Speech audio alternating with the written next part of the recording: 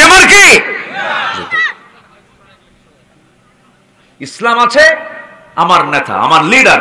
ইসলাম নাই, সে নেতা নয়, সে জুতা। মানি না, সোজা কথা।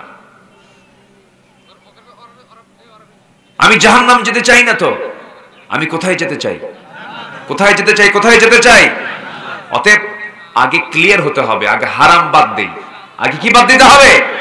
হারাম আগে বাদ দিয়ে, হারাম দল, হারাম কাজ, হারাম খাদ্য সব বাদ দিয়ে ইল্লা মান তাবা ওয়া আমানা, তওবা করে ঈমান আনো। আল্লাহু আকবার বলেন। মানে কিছু কিছু লোক আছে কেমন জানেন? প্লাস মাইনাস চিন্তা করে। কি চিন্তা করে? প্লাস মাইনাস চিন্তা করে। ওই চোরের মতো কোরবানির আগের সময় ক্ষতি এমন খুতবা দিছে, যদি কেউ কোরবানি দেয়, কোরবানির পশুর গায়ে যত পশম, প্রত্যেকটা পশমে একটা করে নেকি। এই উদ্বুদ্ধকরণ ওয়াজ শুই না চোরের চিন্তা হলো, যেমন করে হোক আমাকে কোরবানি দিতেই হবে। চুরি করে গরু নিয়ে আসছে। কি করে আনছে? চুরি করে। চুরি করে যখন গরু আনছে, ফজরের সময় ফজর হয়ে গেছে, আজান। ইমাম সাহেব ওযু করার জন্য মসজিদের বাইরে বের হয়েছেন, দেখে যে একজন দড়ি নিয়ে একটা গরু, এই সময় গরু নিয়ে আসে। ব্যাপারটা কি? এত রাত্রিতে গরু, গরু কোথা থেকে কোথায় নিয়ে যাও? হুজুর দোষ তো আপনার। কেন? আপনি এমন বয়ান করছেন, এই বয়ান শুনে কি আর কুরবানি ছাড়া থাকা যায়? আমি কুরবানি দেবো কেমন? আমার কিছু নাই, টাকা নাই, পয়সা নাই, কি করবো? চুরি করে আনছে। আমি কি তোমাকে চুরি করে আনে কুরবানি দিতে বলছি? তা জানি আপনি বলেন নাই, কিন্তু চিন্তা করলাম একটা গরুর গায়ে কতগুলো পশম থাকে, এতগুলো পশমে একটা একটা করে নেকি, অসংখ্য নেকি এক পাল্লায়, আর চুরি করার গুনাহ একটা। প্লাস মাইনাস মাইনাস, যদি সওয়াব না হয় অন্তত গোশত খাওয়া তো বোনাস। কথা কি বোঝা যায়? এরকম হিসাব কষে জান্নাত পাওয়া যাবে না। জান্নাত পেতে হলে হারামকে আগে হারাম মনে করে বাদ দিতে হবে। সবাইকে রাজি আছেন? সবাইকে রাজি আছেন? আমার কথায় মনে হয় মনক্ষুণ্ণ হচ্ছেন। আজকের কথার মধ্যে আপনি কোনো রস পাবেন না, কিন্তু এই কাজগুলো আমল করলে জান্নাত আমরা পেয়ে যাব। আল্লাহু আকবার বলেন। জান্নাতের পথে যেতে হবে। হুজিবাতুল জান্নাহ বিল মাকারিহি, হুজিবাতুন নার বিশ শাহাওয়াত। জান্নাতটা হলো কষ্ট দিয়ে মোড়ানো, আর জাহান্নামটা হলো আনন্দ উল্লাস দিয়ে দুনিয়ার মোড়ানো। এই দুনিয়াতে যারা বেশি আনন্দ উল্লাস করবে তাদের জন্য জাহান্নাম, এই দুনিয়াটা যাদের জন্য কষ্টের জায়গা হবে তাদের জন্য জান্নাত। এই জন্য আমার বন্ধুগণ, তওবা করে আমরা ঈমান আনবো কার উপরে বলেন? আল্লাহর উপরে। আল্লাহ বলছেন, বান্দা এমন কাজ যদি করতে পারো, আমি তোমার সমস্ত গুনাহগুলো আমি আল্লাহ সওয়াব বানায় দেব। যেরকম সুবহানাল্লাহ। আমার ভাইরা, সবচেয়ে বড় পুঁজি হলো ঈমান। ঈমানকে কখনো নষ্ট করে দেওয়া যাবে না, ঈমানকে কখনো প্রশ্নবিদ্ধ করা যাবে না। ঈমানকে সুন্দর করে মজবুত রাখতে হবে, ঈমানকে সুন্দর করে লালন করতে হবে, ঈমানকে শিরিক মুক্ত রাখতে হবে। আল্লাহ রাব্বুল আলামিন সুন্দর করে বলছেন, আল্লাহ রাব্বুল আলামিন বলেন, ওয়াল্লাযীনা আমানু ওয়া লাম ইয়ালবিসু ঈমানাহুম বিযুলমিন উলাইকা লাহুমুল আমনু ওয়া হুম মুহতাদুন। জোরে বলুন আল্লাহু আকবার। ঈমান যারা আনবে, ঈমানকে যারা প্রশ্নবিদ্ধ করবে না, জুলুমের দ্বারা আক্রান্ত করবে না, শিরকের দ্বারা আক্রান্ত করবে, ফ্রেশ যারা রাখবে, যার ঈমানটা ফ্রেশ, আল্লাহ রাব্বুল আলামিন তাকে জান্নাত দিয়ে দিবেন। জোরে কোন সুবহানাল্লাহ। দেহের যেমন ক্যান্সার হয়, ঈমানেরও ক্যান্সার আছে। ঈমানের ক্যান্সার আছে না নাই? ঈমানেরও ক্যান্সার আছে। ঈমানের ক্যান্সার গুলো কি কি? একটু সময় দেবেন আমাকে দয়া করে, আমি বলার চেষ্টা করব। সেই ক্যান্সার গুলো দেহের মধ্যে নেওয়া যাবে না, ঈমানের মধ্যে নেওয়া যাবে না। ঈমানের যতগুলো ক্যান্সার আছে এর মধ্যে এক নাম্বার ক্যান্সার হলো শিরকের গুনাহ করা যাবে না, শিরকের ধারে পাশে যাওয়া যাবে না। আল্লাহর বিরুদ্ধে কোনো আইন কেউ মানলে সে আইনকে মানা যাবে না। আল্লাহর দল ছাড়া দুনিয়ার কোনো দল করা যাবে না। দল করতে হবে কার? আসতে বলবেন না, কার? আল্লাহ রাব্বুল আলামিন সুন্দর করে বলছেন, আলা ইন্না হিজবাল্লাহি হুমুল গালিবুন, সাবধান তোমরা জেনে রেখো আল্লাহর দলটাই বিজয়ী হয়ে যাবে। যেরকম সুবহানাল্লাহ।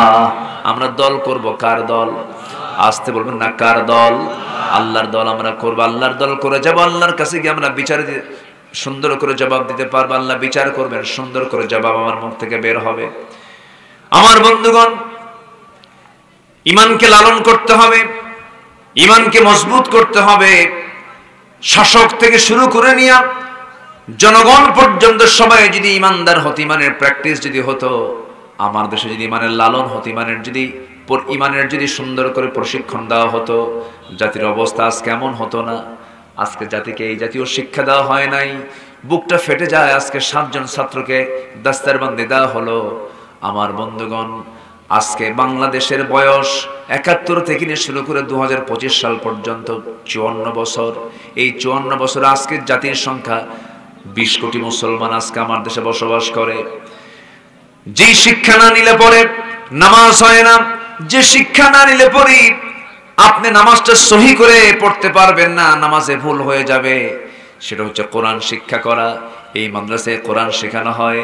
আমার বন্ধুগণ, হজ করা কি আস্তে কয় ফকিরের জন্য ফরজ? হ্যাঁ, কার জন্য ফরজ? তাহলে সবার জন্য ফরজ না। হজ ফরজ সবার জন্য নয়, যাকাত ফরজ সবার জন্য নয়, কিন্তু কোরআন শেখা ফরজ সবার জন্য না। আস্তে কয়, বলেন বলেন বলেন বলেন বলেন। যাকাত সবার জন্য নয়, হজ ফরজ সবার জন্য নয়, নামাজ যেমন সবার জন্য ফরজ, কোরআন শেখা সবার জন্য, আরো জোরে কোন, সবার জন্য ফরজ। আজকে 54 বছর চলে গেল, শিক্ষা ডিপার্টমেন্ট ছিল, এরপরে পরিকল্পনা ডিপার্টমেন্ট ছিল, কত শিক্ষা মন্ত্রণালয় ছিল, ধর্ম মন্ত্রণালয় ছিল। 54 বছর চলে গেল, ফলাফল হলো আমার দেশে মাত্র এখন 40 থেকে 35 লক্ষ মুসলমান কোরআনটা সহি করে পড়তে পারে, আর বাকি 19.5 কোটি মুসলমান কোরআনটা সহি করে পড়তে পারে না। বলেন তো এটা কি আশার দিক না হতাশার দিক? বলেন, আশার দিক না হতাশার দিক? এই জাতি কোরআন পড়তে পারে না। যে কোরআন সহি করে না পড়লে পারে কোরআন লানত দিচ্ছে। তাহলে 54 বছর যারা দেশ চালিয়েছে তারা কসু করছে, কসু কিছুই করেনি, জাতিকে সে শিক্ষা দিতে পারেনি। লজ্জার কথা, গোটা পৃথিবীর দ্বিতীয় বৃহত্তম মুসলিম জনপদ বাংলাদেশে বৃদ্ধাশ্রম গড়ে ওঠে। আমেরিকায় গড়ে উঠতে পারে, কারণ সেই দেশে বুড়া মানুষকে বৃদ্ধাশ্রমে রেখে আসে। কেন? সেই দেশে বাপের পরিচয় নাই। বহু যার সন্তান আছে, সন্তান জানেন আমার বাপকে, সেই বুড়া মানুষটাকে লালন করবে কে? বৃদ্ধাশ্রমে রেখে আসে। আমার দেশে কি এমন পরিবেশ আছে? এমন পরিবেশ আছে? বুড়া বয়সে বাপ থাকবে সন্তানের কাছে না বৃদ্ধাশ্রমে? বলেন, বৃদ্ধাশ্রমের সন্তানের কাছে। কিন্তু আজকে আমার দেশে বৃদ্ধাশ্রম তৈরি হয়, সেখানে কারা থাকে? সেখানে থাকে হলো সচিবের বাপ, ডাক্তারের বাপ, ইঞ্জিনিয়ারের বাপ, বড় বড় বিসিএস ক্যাডারের বাপ। আল্লাহর কসম করে বললাম, চ্যালেঞ্জ ছড়ে দিলাম ঘাটনগরের মাঠ থেকে, আল্লাহর কসম, গোটা পৃথিবীর কোন বৃদ্ধাশ্রমে একটা হাফেজ, একটা আলেমের বাপকে আপনি খুঁজে বের করতে পারবেন না। কথা বুঝতেছেন আপনারা? কথা বোঝা যায়? ভুল টুল যা করছে করছে, চোখ বন্ধ করে সন্তানের হাতে আগে কোরআন তুলে দেন, তাছাড়া নিজেরই বিপদ হবে শেষে, নিজেই বিপদে পড়বেন, দোয়া করার লোক পাবেন না। ভাড়াটিয়া করে আনতে হবে, ভাড়া ভাড়া। কি করে আনতে হবে? ভাড়া। ভাড়া করে আনে না? বাপ মরে গেছে, নিজে কিছুই পারে না, এই হাফিজে মানুষের যাও তো, ভাড়া করে আনো। আপনার দোয়া বাবার জন্য, আপনার সন্তান হয়ে বাবার জন্য যে দোয়া করবেন, ভাড়ার দোয়া কি ওই দোয়া হবে নাকি? ওই দোয়া হবে? নিজের দোয়া নিজেকে করতে হবে। আমার দাদারাই ভালো ছিলেন, দাদারা তার বাপকে অসম্মান করেননি। হয়তো পড়াশোনা একটু কম ছিল, কিন্তু দাদা তার বাপকে বুকের মধ্যে লালন করে যত্ন করেছেন, খেদমত করেছেন। আর আজকে ডাক্তার ইঞ্জিনিয়াররা, আমার এক মুসল্লি ঢাকায়, ওনার 4টা ছেলে 4 মহাদেশে থাকে, কেউ আমেরিকা, কেউ ইউরোপ, এরকম বিভিন্ন জায়গায় থাকে। বলল, হুজুর 4টা ছেলে, আমার 4টা ছেলে বাইরে থাকে, মাসে মাসে টাকা পাঠায়, আমার কি এটা হয়? আমার মন চাই ওদের কাছে আমি থাকি, ওরা আমার সেবা করুক। আমি মনে মনে বললাম, দোষ তো সন্তানের না, দোষ তো তোমার। আমি তাকে বললাম, তা আপনার জন্য খরচ পাঠায়, আপনি কাজের লোক নেবেন, কাজের মানুষ দিয়ে কি আর সন্তানের খেদমত পাওয়া যায়? এক পর্যায়ে তিনি আবেগ আপ্লুত হয়ে বলেন, আমি সন্তানগুলোকে শিক্ষিত করলাম কেন? আজকে মূর্খ বানালে আমি সন্তানকে কাছে পাইতাম। শেষ জীবনে বাপ বুড়ো হয়ে গেছে, চাকরি আগে না বাবার খেদমত আগে? বলেন, ভালো করে বলবেন, বলেন বলেন বলেন, কি কোনটা আগে বলেন? আমার মা, আমার বাপ যখন আমি ছোট ছিলাম, তখন কি ওনার সব কিছু রেখে কি আমার সেবা করেন নাই? আচ্ছা, সেবা করেন নাই? ম্যানেজ করে বাপ মার সেবা করতে হবে। ইম্মা ইয়াবলুগান্না ইনদাকাল কিবার আহাদুহুমা আও কিলাহুমা ফালা তাকুল লাহুমা উফ। খারাপ আচরণ করো না, কাছে রাখো, কোলে নাও, আদর করো, শিশুর মতো তাকে দেখতে থাকো। কখনো খারাপ আচরণ করতে পারবে না যখনই তুমি দেখবে। আর দোয়া করবে, রব্বির হামহুমা কামা রাব্বায়ানি সাগীরা। তাহলে এই শিক্ষাগুলো আছে কোন কিতাবে? বলেন বলেন, কোন কিতাবে আছে? কোরআনে আছে। আমার দেশ সবকিছু আমরা দেখে শেষ করেছি। খুব প্রতারণার শিকার হয়েছে জাতি, একবার না বারবার। বলেন, একবার না বারবার? বারবার প্রতারণার শিকার হয়েছে। আমরা এগুলার দেখতে চাই না। 16 বছর, কেউ 8-9 বছর, কেউ 25 বছর দেশ চালিয়েছে, সব দেখা শেষ। আগামীর দেশ দেখতে চাই আমরা কোরআনের বাংলাদেশ। আগামীর দেশ আমরা দেখতে চাই ইসলামের বাংলাদেশ। আগামীর সরকার আমরা দেখতে চাই নামাজের সরকার, সালাতের সরকার। রাজি আছেন কারা কারা? হাত উঁচু করে দেখান মুসলমান।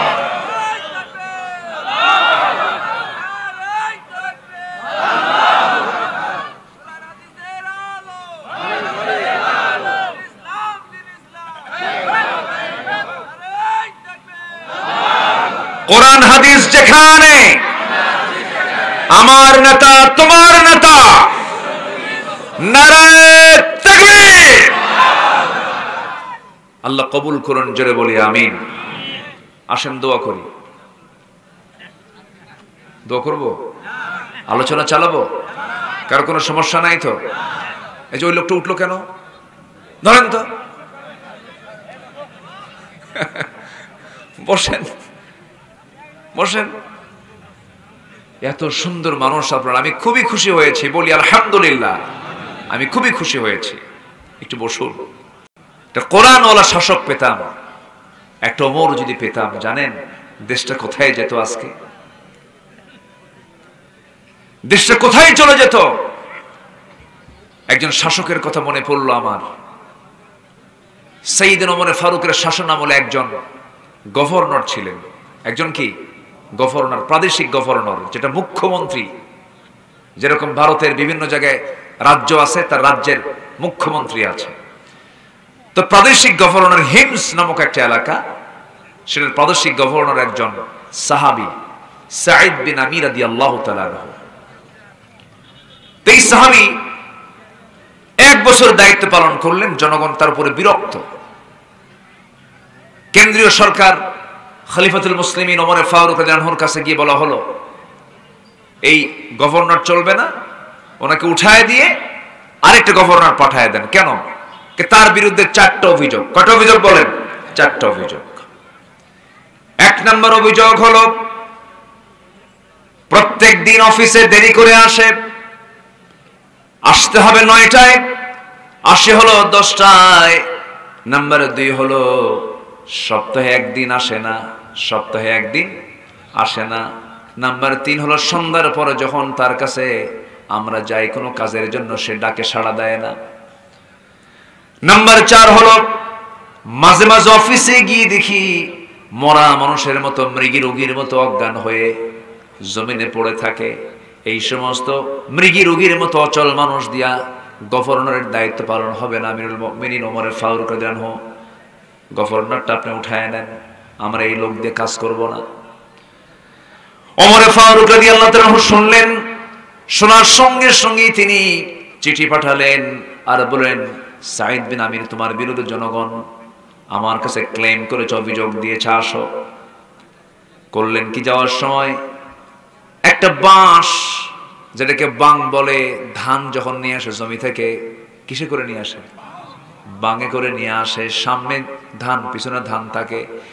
এই গভর্নরের সামনে কিছু সামান, পিছনে কিছু সামান নিয়ে তিনি মদিনার উদ্দেশ্যে রওনা করলেন। খলিফার সামনে গিয়ে দাঁড়ালেন। সাইয়েদনা ওমর ফারুক বলছেন, হিমসের গভর্নর সাঈদ বিন আমির, আমি তোমাকে দারুণ মহব্বত করি, কিন্তু তোমার বিরুদ্ধে জনগণ যে অভিযোগগুলো দিয়েছে কতটুকু সত্য বলো। সাঈদ বিন আমির বলছেন, আমিরুল মুমিনিন, আপনি যেহেতু অভিযোগের সমস্ত কথাগুলো শুনেছেন, আমাকে একটা একটা করে বলেন। এই 4টা কারণ যখন বলা হলো, তিনি মুস্কি হাসি মেরে বলছেন, এই 4টা অভিযোগের সুস্পষ্ট জবাব আমি সাঈদ, আমি আপনাকে এক্ষণে দিয়ে দেব। তারা যে অভিযোগ দিয়েছে আমি অভিযোগটা খণ্ডন করতে পারবো। সাইয়েদনা ওমর ফারুকের বুকে সাহস চলে আসলো, হারে আমি তো সাঈদকে খুব ভালোবাসি, জবাব যদি চলে আসে খুব ভালো কথা। ঠিক আছে, সাঈদ নাম্বার 1 হলো, প্রত্যেকদিন অফিসে দেরি করে যাও কেন? তিনি বলছেন, আমিরুল মুমিনিন, দেরিতে যাওয়ার কারণ হলো প্রত্যেকটা দিন আমি যখন ঘর থেকে বের হই, আল্লাহ আমাকে অনেকগুলো সন্তান দান করেছেন। আমি গরিব মানুষ, আমার বাড়িতে কোনো কাজের মানুষ নাই, আমার স্ত্রী একা রান্না বান্না, কাপড় চোপড় ধোয়া সবকিছু একা মেইনটেইন করতে পারে না, কাজের মানুষের অভাব। এই জন্য আমার বউটার হেল্পারি করে সমস্ত কিছু ধুয়ে রান্না বান্না করতে আমার একটু দেরি হয়ে যায়, এই জন্য অফিসে আমি আসতে একটু আমার দেরি হয়। ওমর ফারুকের চোখে পানি চলে আসছে, আরে আমি কাকে সন্দেহ করতেছি? একটা রাষ্ট্রের প্রধান, বাড়িতে কোনো কাজের মানুষ নাই। নাম্বার 2, সপ্তাহে একদিন আপনি আসেন না কেন? সপ্তাহে একদিন অফিসে আপনি কেন যান না? জনগণ আপনার বিরুদ্ধে অভিযোগ দিয়েছে, আপনাকে অফিসে গিয়ে পায় না মানুষ। তিনি বলছেন, আমিরুল মুমিনিন, 7 দিনের 6টা দিন যে পাই আমি, 6টা দিন আল্লাহ, আল্লাহর কসম করে বলি, আমিরুল মুমিনিন, আমার গায়ে যে জুব্বাটা দেখতেছেন, এই জুব্বা ছাড়া বিকল্প আর একটা জুব্বা আমার নাই। এই একটা জুব্বা পরে আমি 6টা দিন অফিস মেইনটেইন করি, কিন্তু শুক্রবারে যেদিন চলে আসে আপনার বর্ণিত হাদিস, সেদিন সুন্দর পোশাক পরে যেতে হয়, পরিচ্ছন্ন পোশাক পরে জুমার নামাজে শামিল হতে হয়। 6টা দিন একটা কাপড় পরতে পরতে ময়লা হয়ে যায়। শুক্রবারের সকালবেলা আমি ধুইতে যাই, ধুইতে গেলে পরে বিকল্প কোনো জামা না থাকার কারণে আমি কোন জামা পরে যাব, জামা নাই। এই জন্য একটা দিন অফিসে আমি যেতে পারি না, আমার কাপড় চোপড় না থাকার কারণে। ওমর ফারুককে দেখে অস্থির হয়ে যাচ্ছে, না হয় আমি কার বিরুদ্ধে এই প্রশ্নগুলো শুনলাম। নাম্বার 3 হলো, সন্ধ্যার পর যখন জনগণ তোমার সঙ্গে দেখা করার জন্য বাড়িতে চলে যায়, তুমি ডাকে সাড়া দাও না কেন? তিনি বলেন, আমিরুল মুমিনিন, সকাল থেকে সন্ধ্যা পর্যন্ত জনগণকে সর্বোচ্চ সেবা দেওয়ার চেষ্টা করি, কিন্তু আল্লাহ আমার যে আল্লাহ পাক সন্তানগুলো দান করেছেন, তাদের তো কিছু হক আছে, তাদের কিছু অধিকার আছে। সন্ধ্যা যখন হয়ে যায়, সন্তানগুলোকে নিয়ে তালিমে বসে যাই, স্টাডিতে বসে যাই, তাদেরকে দিন শেখাই, ইসলাম শিখাই, কোরআন শিখাই, হাদিস শিখাই।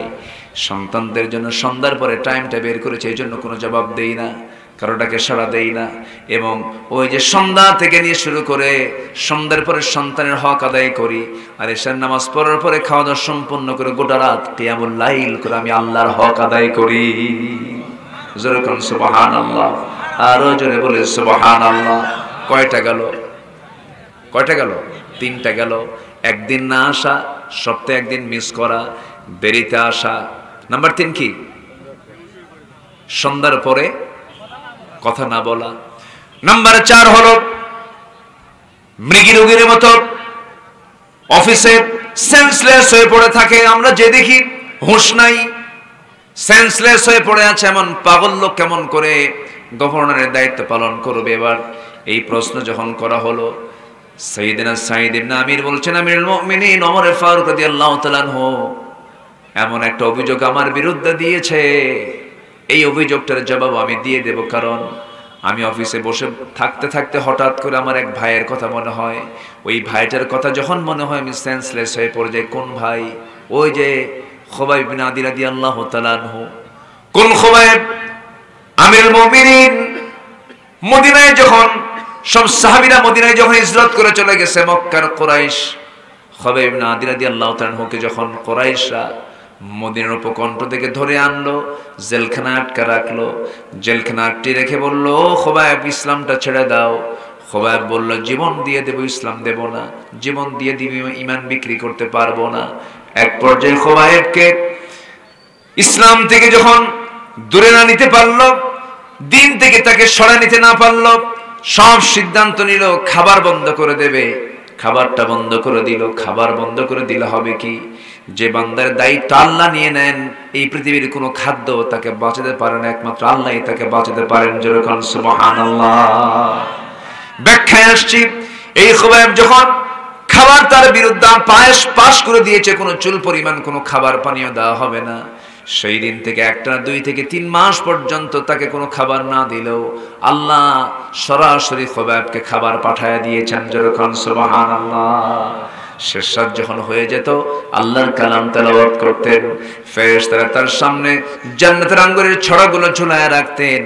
একটা করে আঙ্গুর ছিঁড়ে ছিঁড়ে মুখের মধ্যে দিতেন আর জিকির করতেন, লা ইলাহা ইল্লাল্লাহ, লা ইলাহা ইল্লাল্লাহ, লা ইলাহা ইল্লাল্লাহ, সুবহানাল্লাহ আলহামদুলিল্লাহ, লা ইলাহা, আরো জোরে, লা ইলাহা।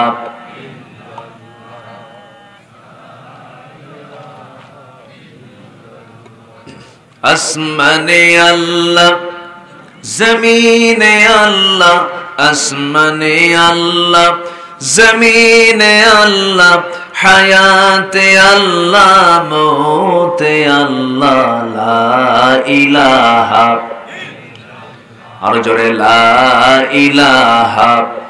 এটা আওয়াজ দিয়ে দিল থেকে, একটু মন থেকে বলেন, লা ইলাহা, আরো জোরে, লা ইলাহা,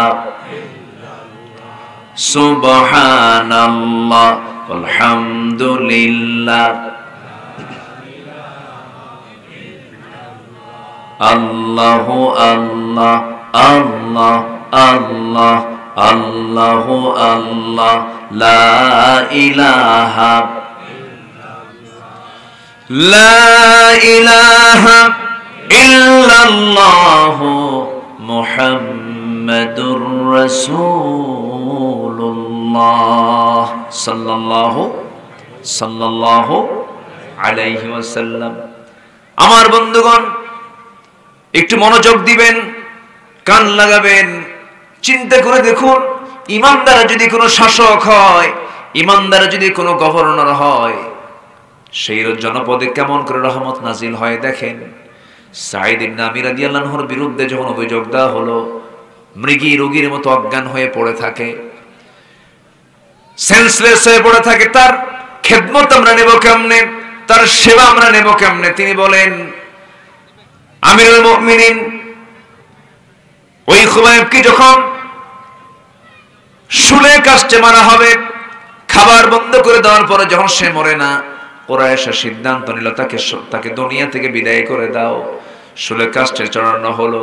সেই সময় আমি সাঈদ ইসলাম কবুল করি নাই, আমি আমার নিজের চোখে দেখলাম তাকে বাঁধা হলো, 2 হাত বাঁধা হলো, 2 পা বাঁধা হলো, শুলে চড়ায় তাকে বলা হলো, খুবাইব এখনো সময় আছে, দিনটা ছেড়ে দাও। খুবাইব অকপটে বলে ফেললো, তোমরা আমার প্রতি জুলুম যত বাড়াবে আমার ঈমান তত মজবুত হয়ে যাবে। তবে ও কুরাইশরা, তোমরা আমার প্রতি কি অবিচার করবে জানি না, তবে আমি আমার নাকের ভিতরে জান্নাতের সুঘ্রাণ পাওয়া শুরু করে দিয়েছি। জোরে বলি সুবহানাল্লাহ, আরো জোরে বলি সুবহানাল্লাহ। জান্নাতের সুঘ্রাণ পাচ্ছি আমি সাঈদ বিন আমির দেখতে পেলাম একজন কাফের গিয়ে আমার সেই সাঈদ বিন আমির সেই দিনই ভাই আমার সেই প্রিয় ভাই আমি সাহেব বিন আমির দেখতে পেলাম খবীব বিন আদি কি ওই কাফেরের মধ্যে একজন কাফের এসে কুরাইশ এসে তার ডান হাতে একটা আঘাত করলো, ডান হাতটা ছিটকে পড়ে গেল, বাম হাতে আঘাত করলো, বাম হাতটাও কেটে পড়ে গেল। একজন কাফের এসে এনে যে তরবারি দিয়া বুক দিয়ে ঢুকায়া পিঠ দিয়ে তরবারি বের করে দিল। খোবায়েব চিৎকার মেরে লা ইলাহা ইল্লাল্লাহ বলে দুনিয়া থেকে বিদায় নিয়ে নিলেন। আমার চোখের সামনে এত বড় একটা হত্যাকাণ্ড ঘটে গেল। আমি শিরকিয়াতের কারণে প্রতিবাদ করি নাই, দিন গ্রহণ করি নাই, কিন্তু যেদিন আমি দিন গ্রহণ করেছি আমিরুল মুমিনিন সেই দিন থেকে নিয়ে আজ পর্যন্ত বারবার ওই আমার সেই খোবায়েবের কথা যখন মনে হয় সেন্সলেস হয়ে মৃগ রোগীর মতো তখন আমি অজ্ঞান হয়ে জমিনে পড়ে থাকি।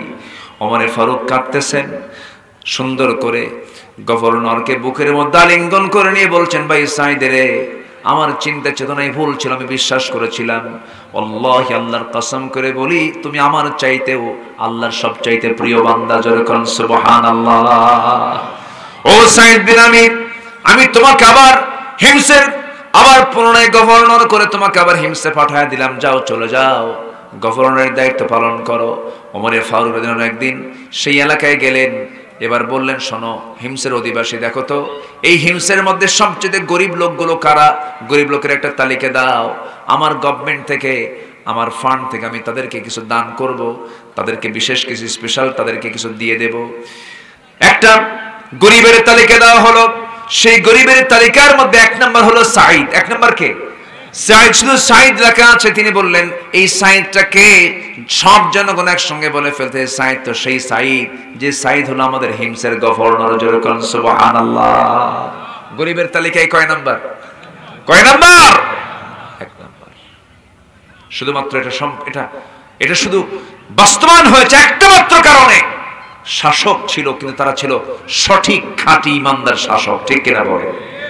এই জন্য সবচেয়ে বড় পুঁজি হলো জাতিকে ভালো করার জন্য জাতিকে আল্লাহওয়ালা ইমানদার বানাতে হবে, আল্লাহওয়ালা ইমানদার বানাতে হবে। আল্লাহ কবুল করুন। জোরে বলি আমিন, আরো জোরে বলি আল্লাহুম্মা আমিন।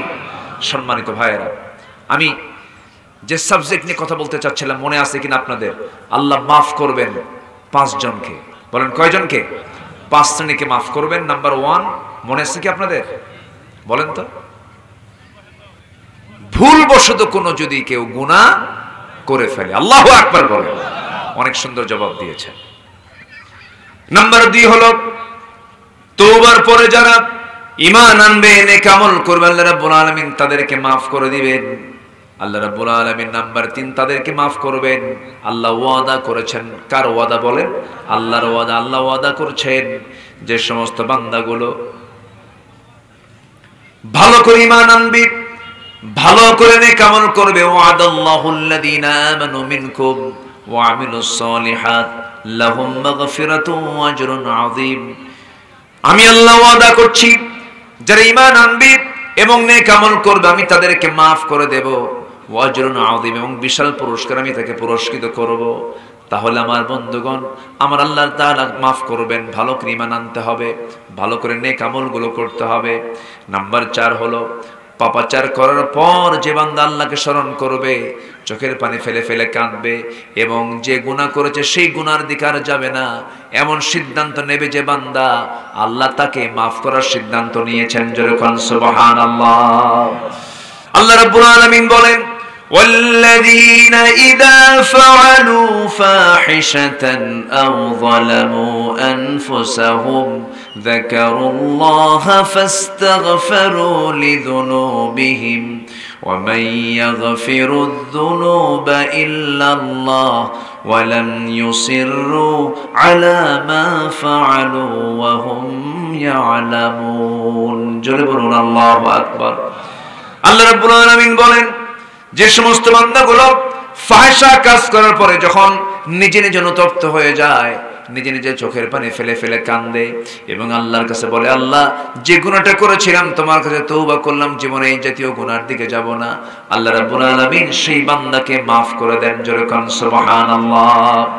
তাদের ব্যাপারে আল্লাহ রাব্বুল আলামিন তার পরের আয়াতে বলছেন, এই দুটো আয়াত হলো সূরা আলে ইমরানের 135 এবং 136 নম্বর আয়াতে আল্লাহ রাব্বুল আলামিন বলেন, أولئك جزاؤهم مغفرة من ربهم وجنات تجري من تحتها الأنهار خالدين فيها ونعم أجر العاملين জোরে বলুন আল্লাহু আকবার আরো জোরে আল্লাহু আকবার রাগ করলেন নাকি আপনারা এই যে যাচ্ছেন যে না বলে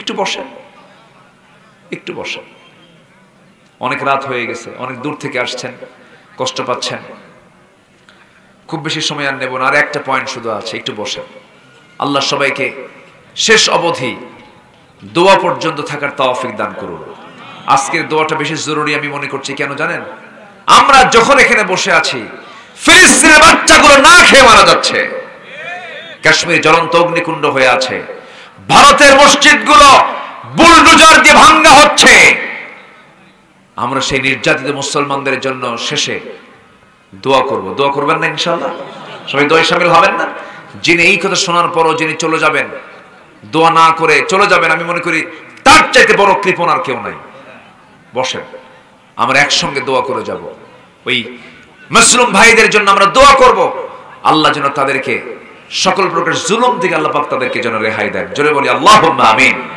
আরো জোরে আল্লাহুম্মা আমিন সম্মানিত ভাইয়েরা প্রোগ্রামটা একটা মাদ্রাসার প্রোগ্রাম গত বছর মাহফিল বাস্তবায়ন হতে দেয় না তাই না মাহফিল তো হয় নাই না এবছর আল্লাহ পাক আল্লাহর মেহেরবানি থানায় কি যাওয়া লাগছে এবছর যাওয়া লাগছে আর গত বছরের চিত্র যদি এবছর থাকতো আমি কি এখানে আসতে পারতাম আমি মনে হয় আসতে পারতাম না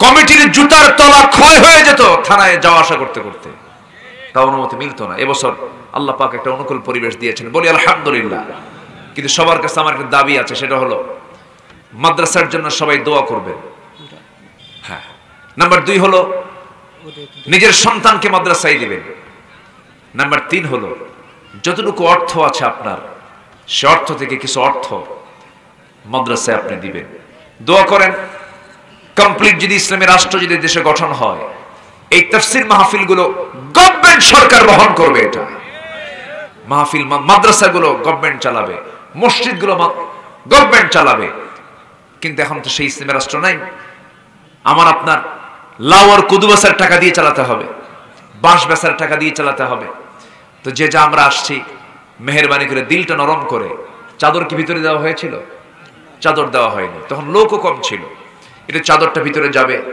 ছাত্ররা অথবা এখানকার যারা ভলেন্টিয়ার আছে হ্যাঁ আমি দিয়ে দিচ্ছি তো যে যা পারেন আপনার পকেট থেকে 20, 50, 100, 500, 1000 যে যা পারেন বড় নোটটাই দেওয়ার চেষ্টা করবে আল্লাহ পাক তুমি সবাইকে দিল থেকে দেওয়ার তৌফিক দাও নিয়ত করবেন আগে আল্লাহ আমার ছেলে আমার মেয়ে আমার মৃত পিতা আমার মৃত মা